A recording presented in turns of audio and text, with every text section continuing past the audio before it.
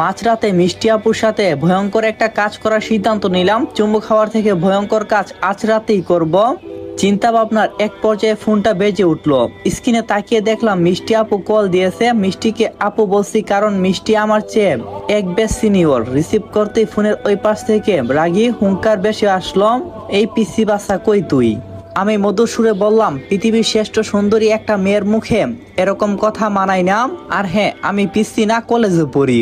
তখন কঠিন সুরে আওয়াজ এলো, সারাদিন ধরে ফোন করছি, ফোন বন্ধ করে রাখছিস, সমস্যা কি তোর? আমার মনে মনে ভীষণ রাগ হতে লাগলো। এই মেয়েটা কি সত্যি বুঝে না আমার সমস্যা কি? সব কথা কি বলে বুঝাতে হবে? রাগ সামলাতে বললাম, চার্জ ছিল না ফোনে। তখন ওই পাশ থেকে মিষ্টি বলল, আজ আমায় দেখতে আসবে? এটা তুই জানিস না তোকে কাল কতবার বললাম আসার জন্য, আসলি না? তার উপর আবার সারাদিন ফোনটা বন্ধ করে রাখছিস। তোর হাতে আর মাত্র 15 মিনিট সময় আছে, এর মধ্যে তোকে আমার সামনে দেখতে চাই। এতটুকু বলে মিষ্টি আপু ফোনটা কেটে দিল। আমি মাঝ রাস্তায় যেন মূর্তির মতো দাঁড়িয়ে রইলাম। সৃষ্টিকর্তা এই মেয়েটাকে রূপ আর রাগ দুইটাই দিয়েছে বললে ভুল হবে, উপর করে ঢেলে দিয়েছে। 15 মিনিটের মধ্যে ও সামনে না গেলে আমার কপালে ভয়ঙ্কর কিছু অপেক্ষা করছে, সেটা আমি খুব ভালো করে বুঝতে পারছি। পরিস্থিতির আগে আমাকে সেখানে দৌড়ে পৌঁছাতে হবে, তাই দৌড় লাগালাম। কিন্তু আজকে যেন রাস্তা শেষ হচ্ছে না। আমি পৌঁছাতে অনেক লেট হয়ে যায়। ছেলেপক্ষ দেখতে এসেছে। ছেলেটা মিষ্টি আপুর কলেজের লেকচারার। আমি সেখানে পৌঁছে শুনি বিয়ে নাকি ঠিক হয়ে গেছে, কারণ মিষ্টি আপুর সাথে ওই লেকচারের আগে থেকে পরিচয় ছিল, প্রেমের পরিচয় বলা যায়। অথচ তার পিছে ঘুরতে ঘুরতে থাকা এই আমি তাকে মন দিয়ে বসে আছি, সেই বিষয়ে তার কোনো বিন্দুমাত্র ভূক্ষেপ নেই। আর ঠিক এই কারণে ঠিক করছি মিষ্টি আপুর সাথে আজ রাতে ভয়ঙ্কর একটা অন্যায় করব, যেটা গালে চুমু দেওয়ার থেকেও ভয়ঙ্কর। সেটা করলে মিষ্টি আপু একান্তই আমার হয়ে থাকবে। যদিও পরিবারের সবাই জানতে পারলে কেলেঙ্কারি ব্যাপার হয়ে যাবে, তবুও এই ক্ষতিটা না করলেই নই। ভালোবাসা কেলেঙ্কারি থাকাটা দোষের কিছু না। রাত বাজে 11টা। মিষ্টি আপুর পরিবার সবাই এতক্ষণে ঘুমিয়ে পড়ছে নিশ্চয়ই। আমি দাঁড়িয়ে আছি তাদের বিশাল গেটের সামনে। দারোয়ান হাই তুলতে তুলতে বলল, আপনাদের জন্য ঘুমাতে পারছি না। একটু বিস্ময় হয়ে বললাম, আমি কি করলাম? দারোয়ান বিরক্ত নিয়ে বলল, ম্যাডাম বইলা দিছে আপনি আইবেন, এর জন্য এখনো জায়গা আছি। আর কিছু না বলে বাড়ির ভিতরে ঢুকলাম। মিষ্টি আপু যথেষ্ট রেগে আছে বুঝতে পারলাম। দরজার সামনে এসে কলিং বেল চাপ দিলাম আর ভাবতে লাগলাম ভয়ঙ্কর কাজটা কোথা থেকে শুরু করব। মনের মধ্যে একটা বিশাল শিহরত কাজ করছে, গা ঘেমে একাকার হয়ে গেছে। দরজা খুললো মিষ্টির মা। আমাকে দেখে তিনি অসহায় ভঙ্গিতে বললেন, তোমার কপালে দুঃখ আছে। আন্টির কথাই বুঝতে পারলাম আমি আর শেষ।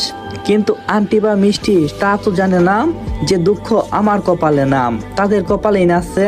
আন্টিকে বললাম, খুব রাগ করছে নাকি? উনি গম্ভীর সুরে বললাম, যা কিছু হয়ে গেল রেগেই তো থাকবে, তাই না?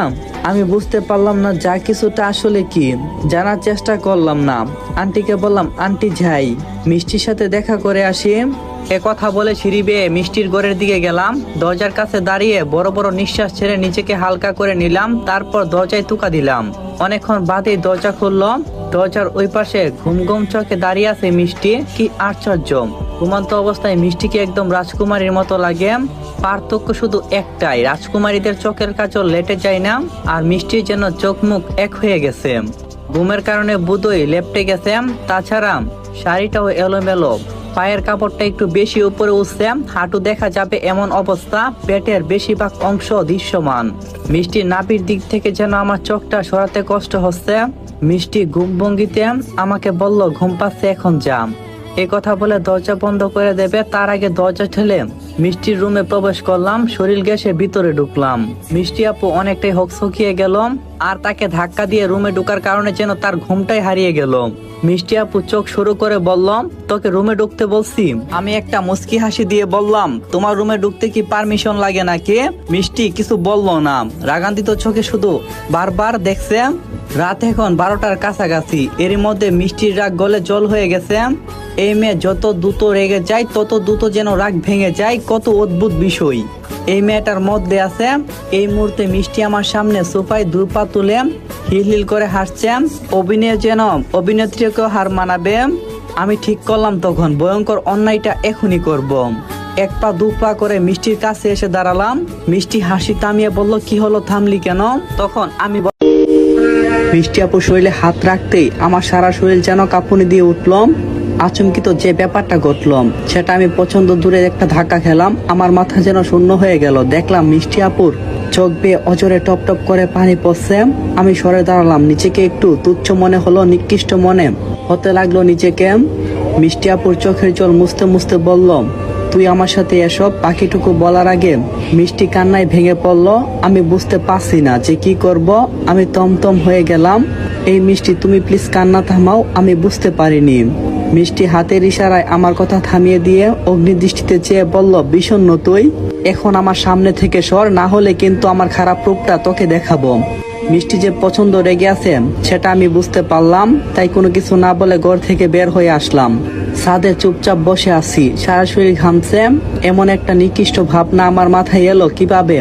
এসব ভাবতে ভাবতে কান্না করতে ইচ্ছে করছে। এই সব কিছু হয়েছে এই লেকচারারের জন্য। পছন্দ রাগ হলো, সাপের মতো ফুসফুস করতে লাগলাম। বাসা থেকে বের হয়ে সোজা চলে গেলাম সেই লেকচারারের বাড়িতে। গেটের সামনে গিয়ে দুইটা ঘুষি লাগিয়ে দিলাম। এতে বাড়ি নাম প্লেটের কোনো কিছু হলো না। আমার হাতের 12টা বেজে গেছে। সেটা বুঝতে পেরে হাতের পেটের সাথে চেপে ধরে পছন্দ ব্যথায় কুকড়ে উঠলাম। এখান থেকে চলে আসি। সকালে ঘুম ভাঙলো প্রতিদিনের মতো। সকালে ঘুম থেকে উঠি 10টা বাজে। আর আজকে ক্লাস হলো 12টায়। ফোনের থেকে হাত বাড়াতে টের পেলাম যে ডান হাতটা নড়াতে পারছি না। মনে হয় কাল রাতের ঘুষিটা একটু বেশি জুড়ে দিয়ে ফেলছি। কলেজে ঢুকে প্রথম কাজ হলো মিষ্টিকে খোঁজা। মিষ্টিকে খোঁজাখুঁজি করতে লাগলাম। ও বেশিরভাগ সময় লাইব্রেরি নয়তো ক্যাম্পাসেই থাকে, নয়তো লেচু গাছের নিচে বসে থাকে। অবাক করা ঘটনা হলো, আজকে লাইব্রেরি বা লেচু গাছের নিচে কোথাও তাকে দেখছি না। মিষ্টির দুইটা বান্ধবীর কাছ থেকে জানতে পারলাম সে আজকে কলেজে আসেনি। হঠাৎ কানে বেশি এলো, কেউ যেন আমাকে ডাকছে। আশেপাশে তাকালাম, দেখলাম আমার ঠিক পিছনেই দুঃখ বিলাস চত্বরে লিটন ভাই বসে আছে। লিটন ভাই মূলত রাজনীতির ব্যাপারে একটু বেশি জড়িত। যেতেই উনি বলল, কাল রাতে তুই কই ছিলি? আমি নিক্ষিপ্ত স্বরে বললাম, মেসে। লিটন ভাই আমার হাতের দিকে তাকিয়ে বলল, তোর হাতে ব্যান্ডেজ কেন? কাজ কেটে লেগে গেছে নাকি? আমি স্বাভাবিক ভঙ্গিতে বললাম, আরে না, কাজ আসবে কই থেকে, মেসে রান্না করতে গিয়ে একটু পুড়ে গেছে। লিটন ভাই টুট বাঁকিয়ে হেসে বলল, কাল রাতে কৌশিক স্যারের বাড়িতে গিয়ে নিচতলায় সবটা কাজ ভেঙে দিছিলি কেন? কথাটা শুনে আমি বেশ অবাক হলাম। এই কথাটা লিটন ভাইয়ের তো জানার কথা না, তবুও যতটা সম্ভব নিজেকে স্বাভাবিক রেখে বললাম, কৌশিক স্যারের বাড়িতে আমি কেন যাবো আর তার গ্লাস কেন ভাঙবো? লিটন ভাই একটা অট্ট হাসি দিয়ে বলল, সিসি ক্যামেরার মতো যে একটা ডিভাইস আছে সেটা মনে হয় তোর অজানা। সাথে সাথে আমার শরীর যেন থেম হয়ে গেল। সত্যি তো? তবে কি সিসি ক্যামেরায় আমাকে দেখা গেছে? লিটন ভাই বলল, মাস্ক পরা না থাকলে হয়তো তুই সেটা সবাই জানতে পারতো, কিন্তু তুই ফেসে গেছিস, বড় ভদ্রভাবে ফেসে গেছিস। কাল প্রিন্সিপাল তোকে ডেকেছে। আমায় কেন ডাকছে? লিটন ভাই বলল, কে জানি, কলেজ থেকে মনে হয় তোকে বহিষ্কার করে দেবে, এমনটাই তো শুনলাম। আমি আর কোনো কিছু বললাম না। যদি এটা প্রমাণ হয় যে আমি কাজ ভাঙছি, তাহলে আমাকে কলেজ থেকে বহিষ্কার তো করবে, তার সাথে আমাকে তারা শাস্তিও দেবে। আমি বোকার মতো একই কাজ করে বসলাম। সিসি ক্যামেরার কথা তো আমার মাথায় ছিল না। এই মুহূর্তে মিষ্টির সাথে কথা বলা প্রয়োজন। যে কোনো ঝামেলায় পড়লে মিষ্টি আমাকে সবসময় সাহায্য করে, ও আমার শেষ সম্বল। কিন্তু আমি কাল রাতে যা করছি সেটা নিয়ে তো এমনিতে আমার উপর রেগে আছে। এক মুহূর্ত সময় নষ্ট না করে মিষ্টিদের বাড়ির সামনে আসলাম। মিষ্টিকে ফোন করতে গিয়ে দেখি নাম্বার ব্লক করে দিয়েছে সোশ্যালের সব জায়গা থেকে। দারোয়ান আমাকে দেখে গেট খুলে দিল। বাড়িতে ঢুকে দেখি মিষ্টির মা রান্না করছে। ওনার কাছে গিয়ে বললাম, আন্টি এটা কি রান্না করছো? আন্টি হাসি মুখেই বললাম, পিঠা বানাচ্ছি, আসুন খেয়ে যাবে কিন্তু। আমি বললাম, আচ্ছা খাবো। তার আগে বললো, মিষ্টি আপু কই? আন্টি বললো, দেখ মনে হয় ছাদে গেছে। আমি আন্টির কথা শুনে ছাদে গেলাম। আরে আপনাদেরকে তো আমার পরিচয়টা দেওয়া হলো না। আমি হলাম স্বামী, আর বাকিটা না হয় গল্পে বুঝতে পারবেন। তখন আমি আর দেরি না করে মিষ্টির কাছে গেলাম।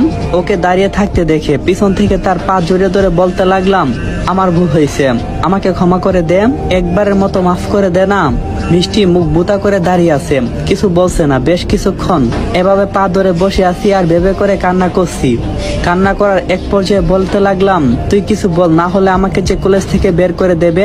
মিষ্টি মুখ বুতা করেই বলল, বের করলে করবে, আমি কি করব? মিষ্টির কথা শুনে আমার মাথায় যেন আসমান ভেঙে পড়লো। মিষ্টিকে আমাকে সাহায্য করবে না? নির্ঘাত কাল রাতের ঘটনাটা এখনো তার মনে পড়ছে।